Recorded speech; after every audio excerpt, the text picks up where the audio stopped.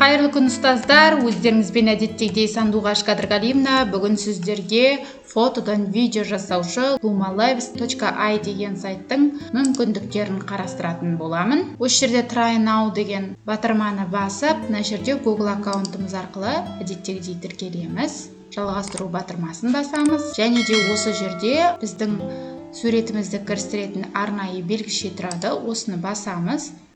Және өзімізге қажетті суретті таңдап аламыз.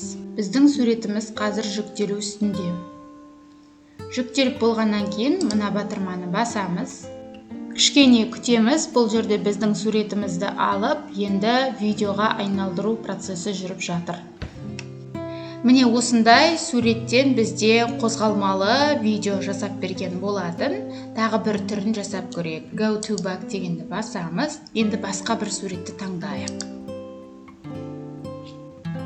Міне осындай әп-сәтте осындай әдемі видео жасап шығарды. Яғни бұл жерде тек қана бір диванда отырған, өздеріңіз көріп отырған бір ғана адам, соны осылай жылжытып бөлменің ішіне осындай кішігірім тақта дивандар орналастырып, осылай видео жасап шығарды. Бұл да бір жасанды интеллекттің бір мүмкіндігі деп білемін.